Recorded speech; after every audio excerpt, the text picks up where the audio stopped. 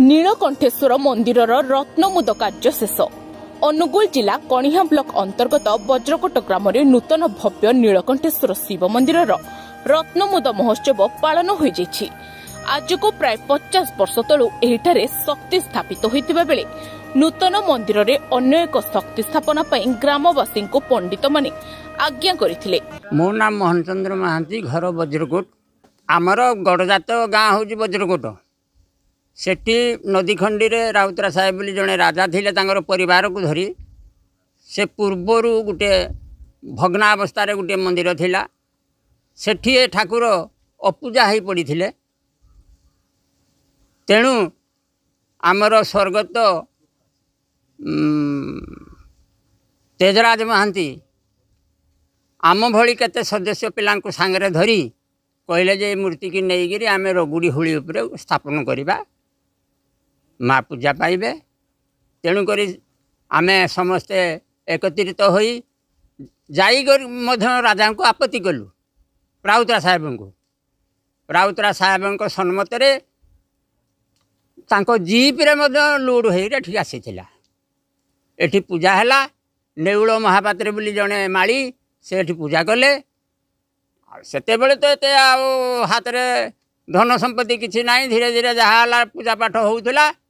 एटू किछि युवक आम गाँव लोक मिसी कहले ठाकुर कौन एमती खुला जगार पड़ी रहिबे, किछि किछि आम चांदा आदाय करी आम धीरे धीरे मंदिर तैयारी करिबा।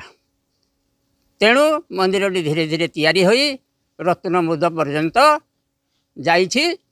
जदि सरकार सहायता किछि मिल जाता आहुरी उन्नति की जीव बोली मु आशा करे। एही उत्सव वज्रकोट ग्राम एवं आखपाख अंचलर भक्त मानक समागम रे मंदिर परिवेश चलचंचल होइथिला। सुदूर मध्यप्रदेश पवित्र नर्मदा नदी अववाहिकारू नर्मदेश्वर नीलकंठेश्वर शिवलिंग अणा जाइथिबारू भक्त मानक मनरे बहुत उत्कंठा देखिबाकू मिलिथिला। सकाळू ब्राह्मणी नदीर गर्भरू 108 कलशर जल अणा जाइथिला। ग्राम मध्य दे विराट शोभायात्रा मंदिर रे पहुंचिबा परे सूर्य पूजा, वरुण देव पूजा एवं होम यज्ञ करा जाइथिला। अपराह्न 3टारे मंदिर चूड़ारे इंद्र इंद्राणी स्थापन सह रत्नमुद कार्य समापन होइथिला। एथिरे भक्त माने धान, पंचशस्य, सुना, रूपा, गहना आदि रे पूर्ण करथिले।